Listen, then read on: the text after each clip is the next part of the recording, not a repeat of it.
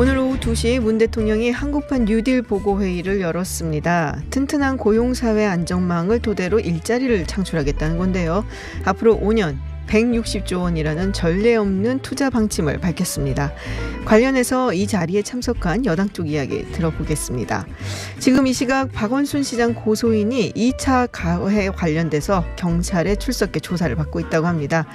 이런 가운데 여당에서도 진상조사의 필요성 이야기가 나오고 있고요. 또 일각에서는 조선시대 연산군 시절 전국의 미녀를 차출하기 위해 확연한 관리죠. 채용사를 거론해 논란이 일고 있습니다. 잠시 후 서울타임즈에서 전해드리겠습니다. 김지윤의 이브닝쇼 시작합니다. 네, 서울타임즈 시간입니다. 오마이뉴스 박정호 기자 그리고 프레시안 곽재훈 기자와 함께합니다. 어서 오세요. 안녕하십니까. 안녕하세요. 네, 유튜브 TBS FM 들어오시면 보이는 라디오로도 함께하실 수 있습니다.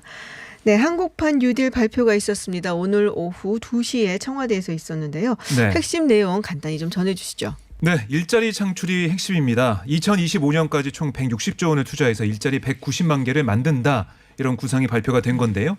이 한국판 뉴딜은 디지털 뉴딜과 그린 뉴딜, 또 고용사회 안전망 강화 이렇게 이 세 가지를 축으로 삼았습니다. 그러니까 초중고교의 고성능 와이파이를 100% 구축하고 스마트병을 8곳을 만들고 디지털 비대면 산업을 육성해서 일자리를 만들겠다. 이런 내용이 디지털 뉴딜에 담겨 있고요.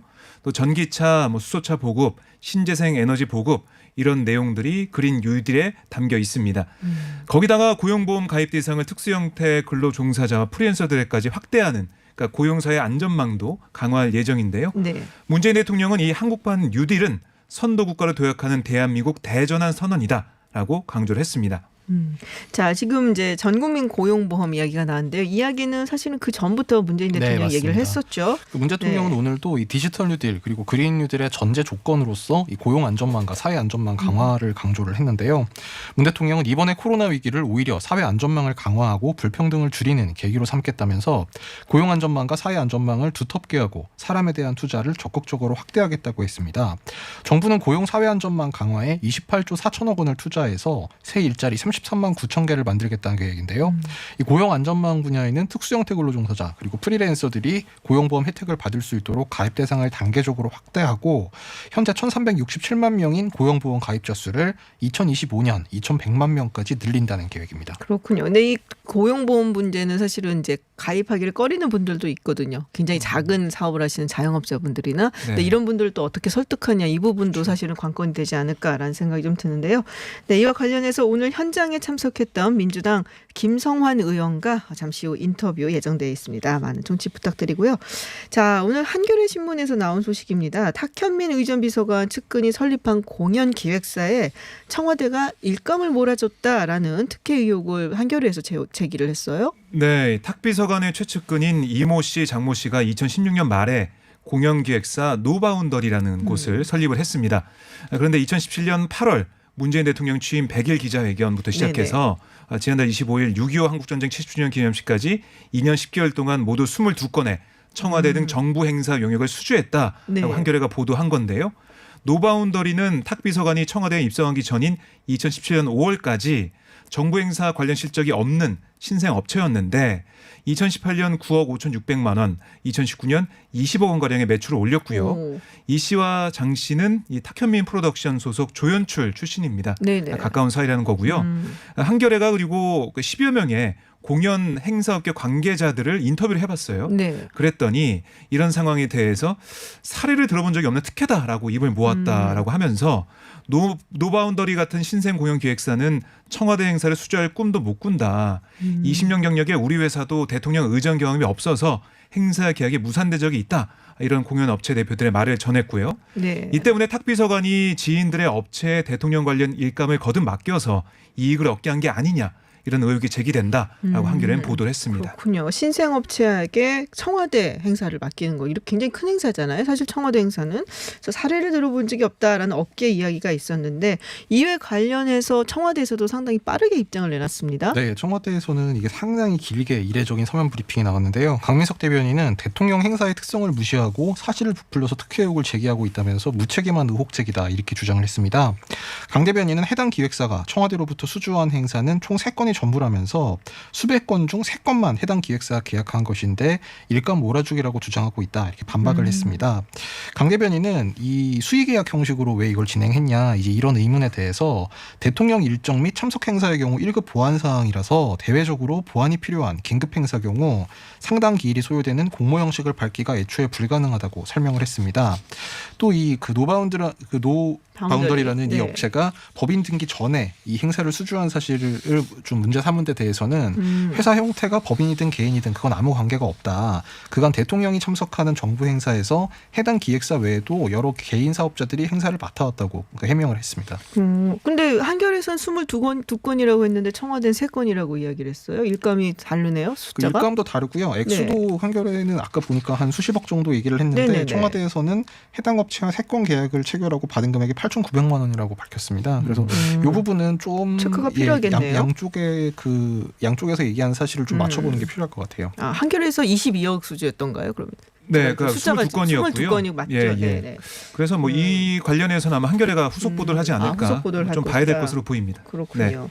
자, 박원순 서울시장 이야기입니다. 지금 보수시민단체에서 이게 사실 어제도 잠시 이야기가 나왔었는데 누가 박원순 서울시장에게 피소 사실을 이야기를 했는가 이 부분이 있었죠. 경찰 네. 측에서는 자기들은 청와대에만 보고를 했고 얘기한 적이 없다고 했고 청와대에서는 듣고 알고는 있었지만 박 시장에게 알려준 바가 없다라고 했는데 이제 요거 관련해서 보수 시민단체가 고발을 했어요. 대검에. 네, 뭐 시민단체 활민단이 네네. 박 시장에게 피소 사실을 알렸다고 의혹을 받고 있는 경찰과 청와대 성명불상 관계자 등을 공무상 비밀누설 혐의로 수사해달라 네. 이 고발장을 대검에 제출했다라고 밝혔는데요. 또 박 시장의 뭐 성추행을 방조하거나 은폐했다면서 서정엽 서울시장 권한대행과 김우영 정무부 시장 또 문미란 전 정무부 시장 등을 업무상 위력에 의한 강제추행 방조 혐의로 함께 고발을 했습니다. 그러니까 이게 어제도 말씀드렸고 계속해서 논란이 되고 있는데 어떻게 또 언제 어떤 경위로 피소 사실을 네. 파악했는지 박 시장이 어떻게 알았는지 이게 확인이 되지 않고 있잖아요. 네네. 뭐 보도가 좀 나오긴 나오고 있어요.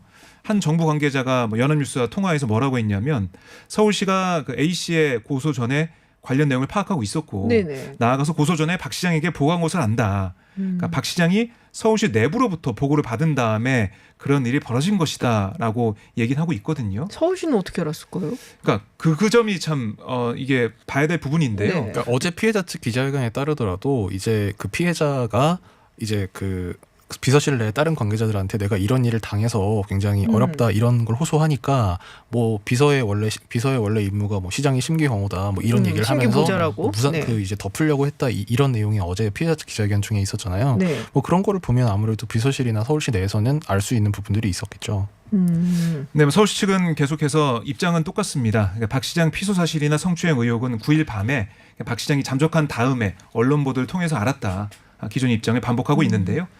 어쨌든 이게 진실 게임 양상으로 가는 것 같아요. 네. 결국 수사기관의 조사를 통해서 진실이 가려질 가능성이 커졌습니다. 자, 그리고 이제 경찰이 이 박 시장의 휴대전화 이제 포렌직에 들어간다라는 얘기가 있는데 이게 아이폰이라고 들었는데 네. 아이폰 잘 푸나 봐요. 그래도 이게 쉽지 네. 않습니다. 않을 것 같은데. 최승영이라고 또. 네. 이제 비밀번호 해체 작업을 지금 해야 된다. 이런 얘기를 하고 있습니다.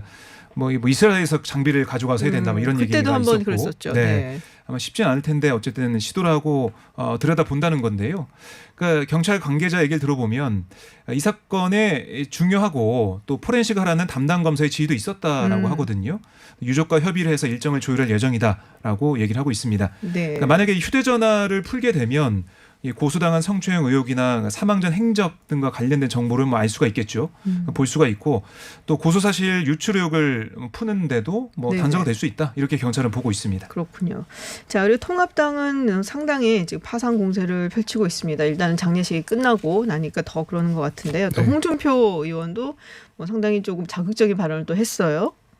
예, 참고로 홍준표 의원은 지금 무소속이고요. 네, 무소속이죠. 예, 네. 통합당은 지금 당대표, 원내대표 등 이른바 투투비 모두 이 박원순 시장 관련 의혹을 거론하면서 일제 공세에 나섰는데요.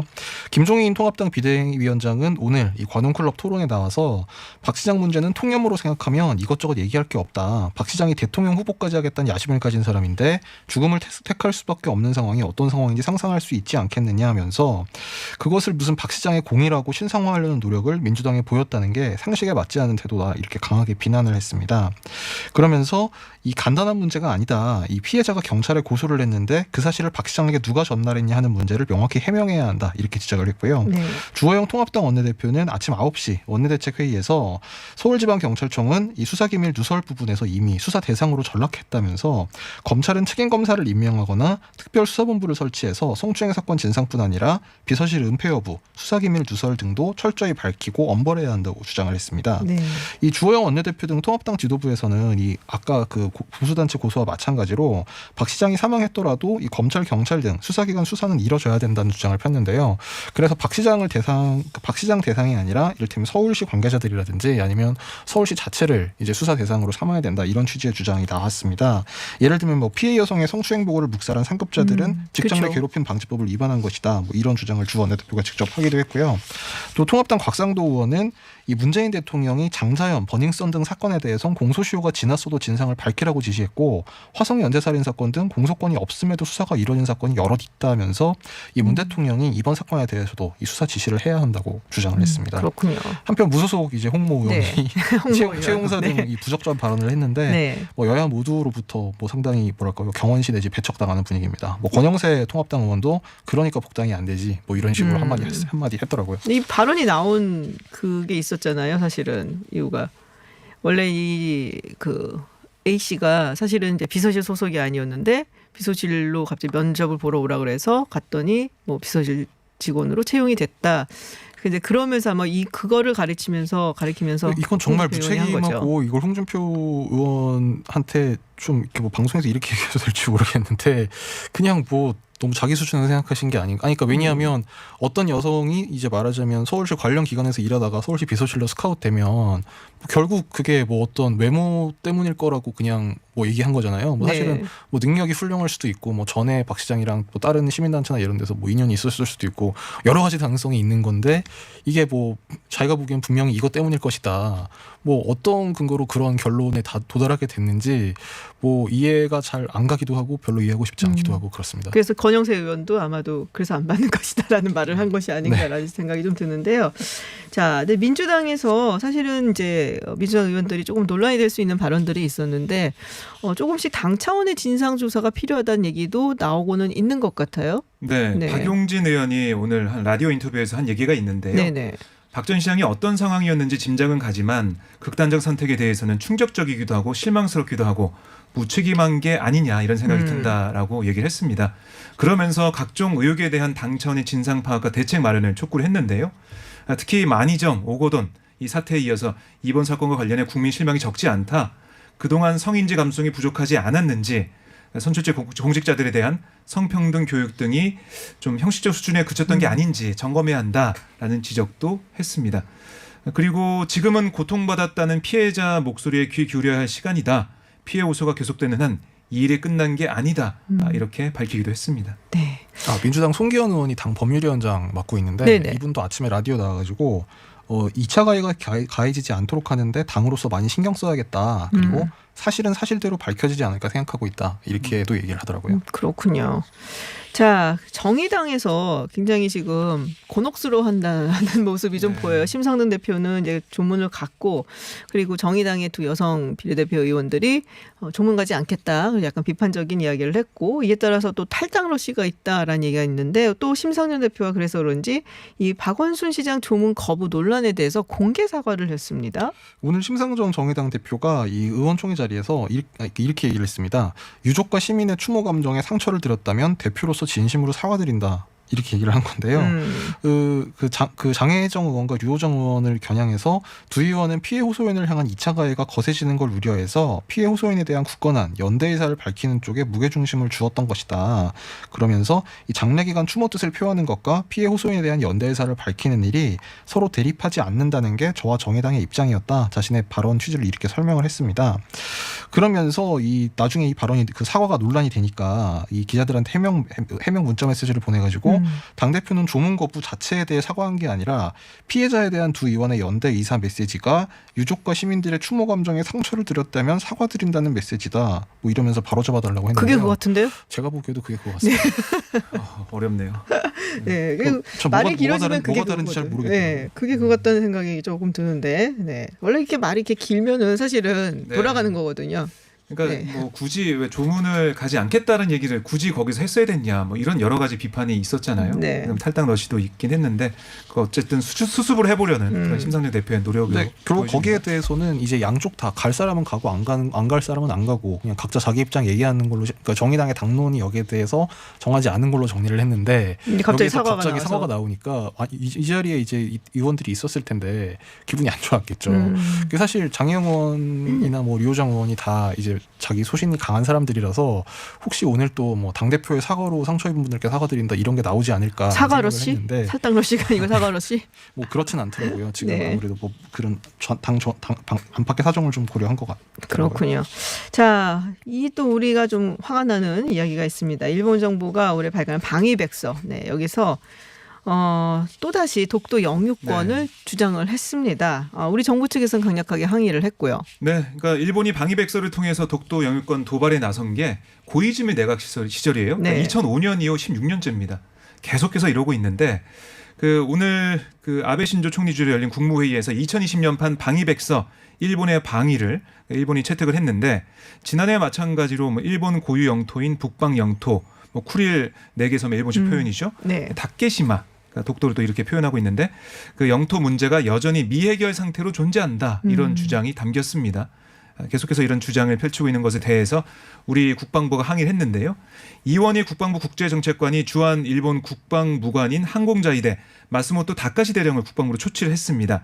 그래서 항의를 했는데 국방부는 이 일본이 역사적, 지리적, 국제법적으로 대한민국의 고유 영토인 독도에 대해서 부당한 영유권 주장을 되풀이한 것에 대해 즉각적인 중단과 시정을 촉구했습니다.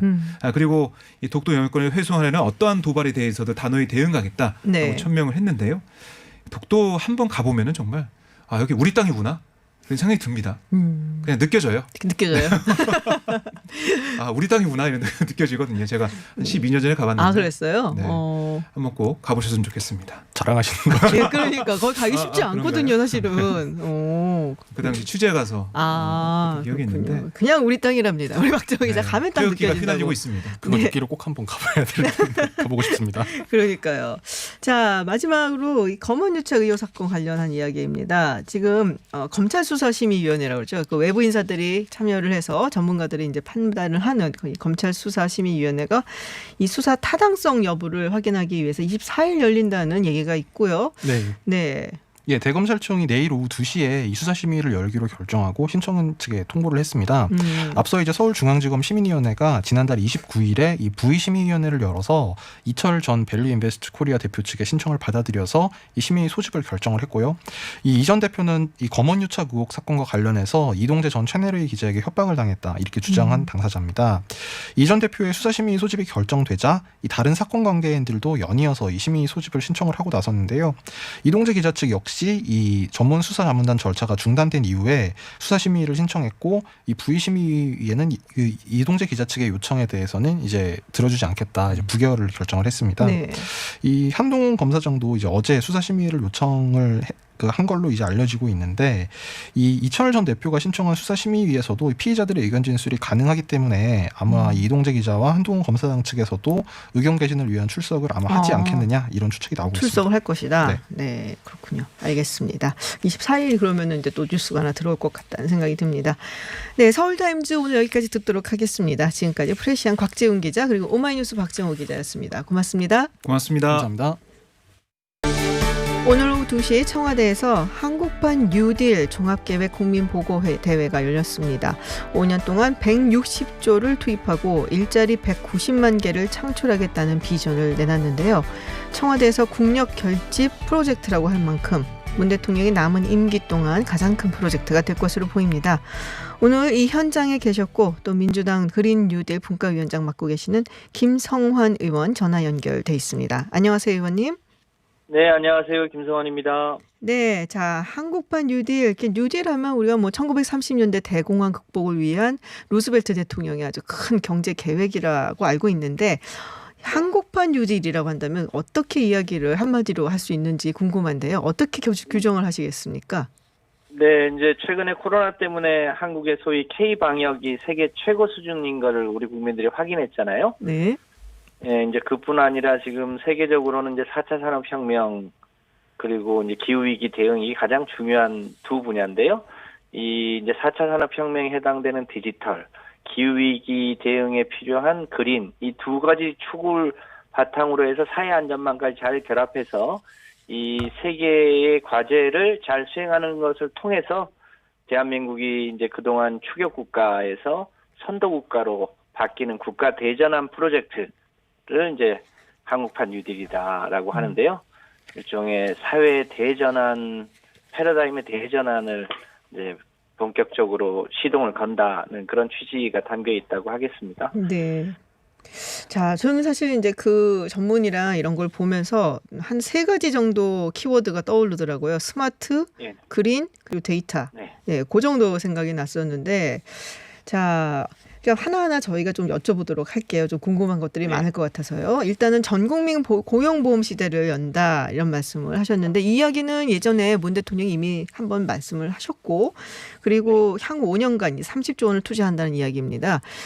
전국민 고용보험 굉장히 뭐랄까 사람들에게 어떤 사회 안전망을 제공하는 것은 맞는데 이게 또 설득 작업이 좀 있어야 되지 않을까라는 생각도 들거든요. 또 영세한 자영업자한테는 그것도 부담이 될 수 있어서 안 하겠다라고 하는 분들도 계실 것 같은데요. 네, 뭐 기왕에 대통령께서 말씀을 하셨죠. 네. 지금 우리 일자리를 갖고 계신 분이 2,700만 정도인데 고용 안전망에 포함되어 있는 분이 그중에 절반밖에 안 돼요. 그러니까 절반이 보호를 못 받고 있죠. 네. 네, 그분들도 보호를 받을 수 있도록 하자는 건데 한꺼번에 다 하자는 건 아니고요. 일단 특수 노동자들, 예술인이나 이런 분들부터 단계적으로 확대해 나가고 이제 궁극적으로는 이제 자영업 하시는 분들도 본인들의 이제 참여할 수 있도록 문을 열자 이런 취지가 담겨 있는 건데요.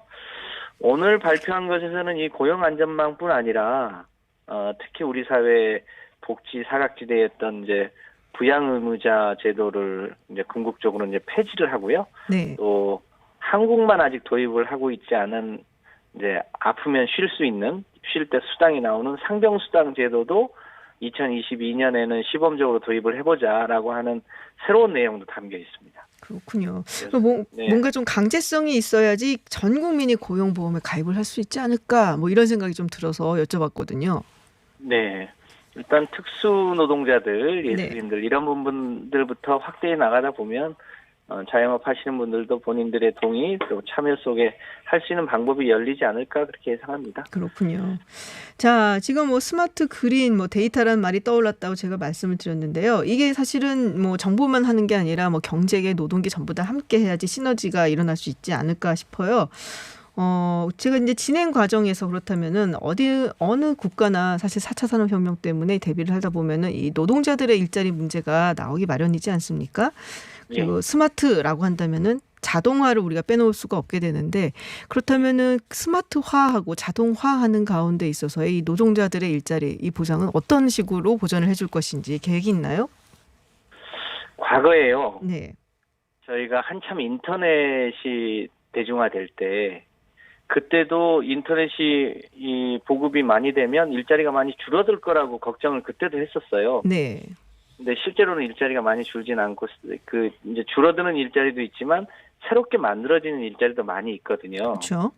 그러니까 디지털화 된다고 해서 모든 일자리가 없어지는 게 아니고 또 그 디지털과 관련된 새로운 일자리, 스마트와 관련된 새로운 일자리가 늘어나고 또 아무래도 이제 한편으로 줄어드는 일자리도 있겠죠. 근데 그렇게 보면 일자리의 총량은 우리가 우려하는 것만큼 그렇게 많이 줄어들지는 않을 거다 이렇게 보고 있습니다. 그러니까 새로운 일자리로 좀 더 부가가치가 높은 일자리들이 더 생길 수 있기 때문에 그것에 맞게 이제 고용 안전망을 잘 깔고 직업재훈련 등을 통해서 새로운 일자리로 옮겨갈 수 있도록 해드려야겠죠. 그러면은 그러니까 총량 큰 변화가 없겠지만 그 안에서 어떤 구조적인 조정 같은 부분에 있어서 정부가 좀 도움을 두는 뭐 이런 계획도 갖고 계신 건가요?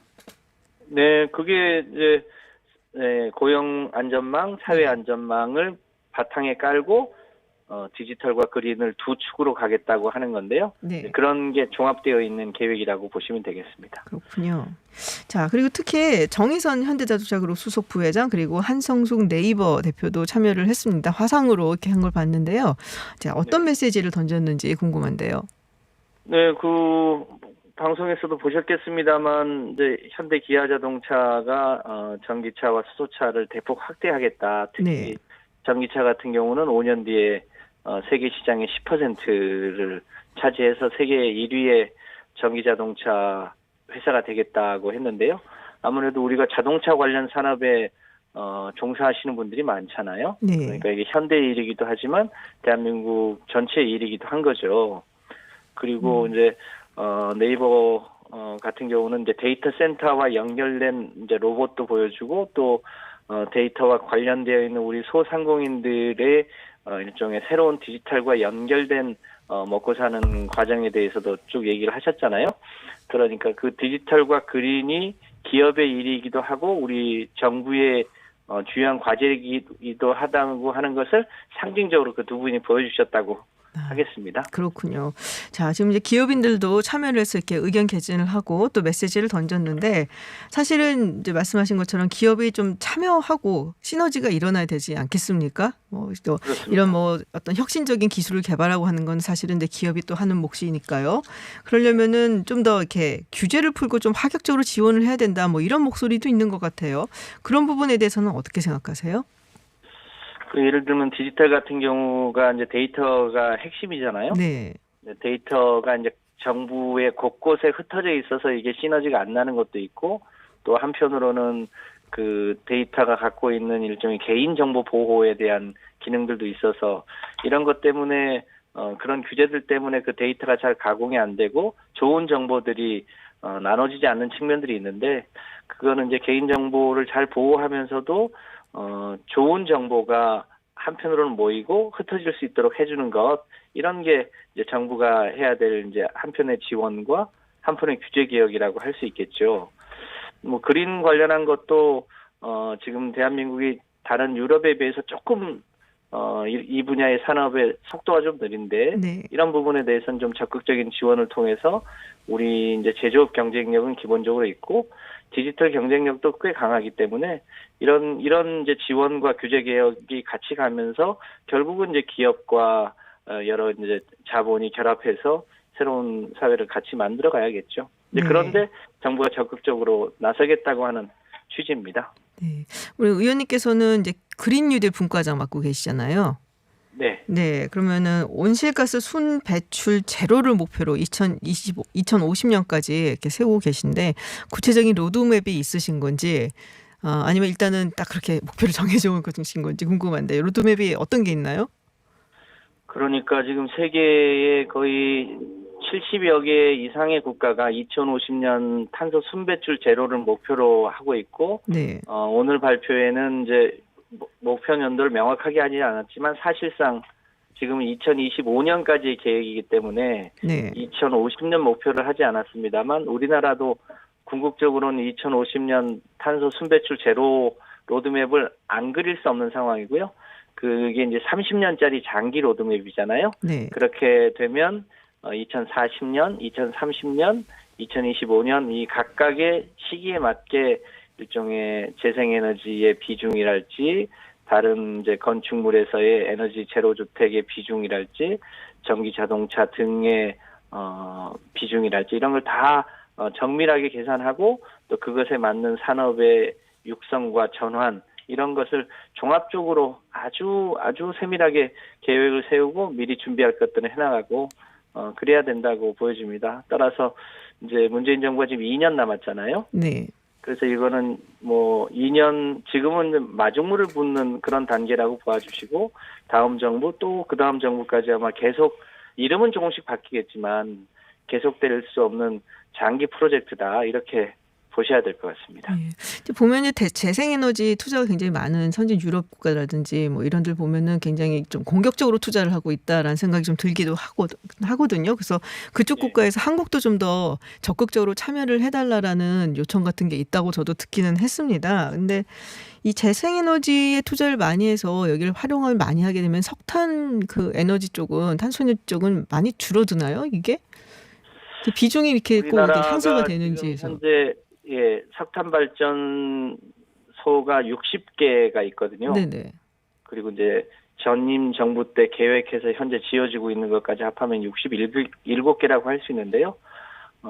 이 기후 위기에 대응하는 게 결국 탄소 문명으로부터 벗어나는 탈탄소 사회로 가는 것이기 때문에 석탄 발전소는 당연히 그 시기가 도래할 때 보통 30년을 운영 주기로 보고 있습니다. 그러니까 그 30년이 도래할 무렵에 석탄 발전소는 다 이제 연장하는 게 아니라 폐지하는 쪽으로 가고 그것을 다 재생에너지로 메꿔 나가야 될 텐데요. 지금은 재생에너지 비용이 약간 더 비쌉니다만 네. 세계적인 추세상 대략 2025년에서 2028년이면 석탄이나 원자력 발전보다 더 발전 단가가 낮아진다는 거거든요. 그러니까 얼마든지 경쟁력이 있고 또 대한민국은 그 해안가를 중심으로 바람이 많이 불어서 충분히 경쟁력이 있다고 하고 있습니다. 그런 육상 풍력이나 해상 풍력 또 장기적으로는 부유식 풍력 네네. 이런 것도 해나가면 재생에너지로 충분히 우리나라에 필요한 에너지는 공급이 가능하다는 게 전문가들 평가입니다. 그렇군요. 자, 이게 굉장히 뭐 문재인 정부에서 힘을 주는 마지막 이제 후반기의 역점 사업이라고 볼 수가 있어서 저희가 좀 주의 깊게 지켜봐야 될 것 같고 2025년이라고 이야기를 하셨단 말이에요. 그러니까 임기에서 끝나는 게 아니라 이게 계속적으로 이제 좀 지속이 돼야 된다라는 그런 야심찬 계획이 아닌가 싶습니다. 모신 김에 저희가 현안 관련 질문을 좀 드려볼게요. 네. 네. 박원순 서울시장 연결실 어제 있었고, 네 그리고 피해 고소인 측의 기자회견도 같은 날 있었습니다. 지금 통합당에서는 진상규명을 위해서 국정조사 이야기가 나오고 있는데요. 당에서는 혹시 내부에서 논의가 되어 가고 있는지 뭐 조사를 더 해야 된다, 진상규명을 해봐야 된다라는 이야기가 있는지 궁금해요. 어떻습니까? 네. 몇 가지 이제 그 사실관계에 대한 확인은 필요해 보입니다. 네. 예를 들면 박원순 시장이 혹시 경찰이 청와대에 얘기했고 그 청와대에서 정보를 박원순 시장한테 미리 건네준 거 아니냐. 네. 또 이제 국가 공권력이 남용된 거 아니냐 이런 이제 의혹을 제기하는 분들이 또 계시잖아요. 근데 이제 저희가 현재까지 확인한 바로는 전혀 뭐 경찰이나 청와대가 박 시장한테 정보를 준 게 아닌 것으로 확인이 되거든요. 네. 그래서 그런 이제 사실관계도 좀 더 확인이 필요하고요. 무엇보다도 그 피해 여성에 대한 보호와 회복 그리고 이 성인지 관점에서 그 이와 같은 일이 재발되지 않게 하기 위한 여러 가지 좀 더 근본적인 대책 이런 거를 저희 당 차원에서도 고민하고 준비하고 있는 상황입니다. 아, 그렇군요. 몇 가지 사실관계 확인을 할 필요는 있어 보인다라는 말씀이시고요. 그리고 지금 사실은 그 전에는 이제 계속 부동산 정책 얘기가 많았습니다. 뭐 잘 아시겠지만은 정부의 부동산 정책에 신뢰하지 않는다라는 여론조사도 있었고요. 그리고 청약 주택을 두고 청와대 국민청원도 올라갔고 또 고위공직자들 다주택 뭐 이야기가 나오면서 굉장히 비판적인 목소리가 높았는데요. 야당에서는 책임을 지고 김현미 장관이 경질되어야 된다라는 이야기도 나오고 있습니다. 당에서는 어떻게 보고 계세요, 지금? 아무래도 우리 정부 들어서 여러 번의 부동산 대책이 발표됐는데 이제 계속 부동산 가격이 등락을 거듭하는 것 때문에 네. 이제 국민들이 부동산 정책에 대한 신뢰가 많이 낮아져 있는 게 사실이죠. 그래서 이번만큼은 좀 더 근본적인 대책을 만들자라고 이제 해서 네네. 1가구 1주택자나 생애 최초 가입자에 대해서는 부담을 줄여주고 그 대신 이제 1가구 다주택자나 고가주택에 대해서는 부담을 좀 더 늘리는 것을 조금 더 기울기를 좀 더 세게 해서 주택이 그야말로 주거의 수단이어야지 일종의 투기의 대상이 되지 않도록 하자는 그 국민적 공감대를 실제로 정책으로 반영을 해보자라는 건데요. 지난 20대 국회 때도 그걸 안 하려고 했던 게 아니라 당시만 해도 국회의 구조상 그런 각종 법률들이 이 국토위에서 막히고 법사위에서 막혀서 진행이 안 됐거든요. 네. 그래서 이번에는 가급적 빠른 시일 내에 그 관련된 법규를 개정을 해서 실제로 다주택자들이 소유를 통해서 투기적인 이익을 얻을 수 없도록 좀 해보려고 하는데 그게 조금 더 현실화된다면 뭔가 정책에 대한 신뢰를 회복할 수 있지 않을까 네네. 이렇게 생각합니다. 알겠습니다. 법안 준비를 하고 있으니 조금만 지켜봐 달라라는 말씀으로 제가 이해하도록 하겠습니다. 네, 의원님 제가 마지막에 좀 까다로운 질문만 드린 것 같은데요. 네, 답변 잘 해주셔서 네, 감사드립니다. 고맙습니다. 예, 네, 감사합니다. 네, 지금까지 더불어민주당 김성환 의원과 말씀 나눴습니다. 박철민의 뉴스 더 있습니다.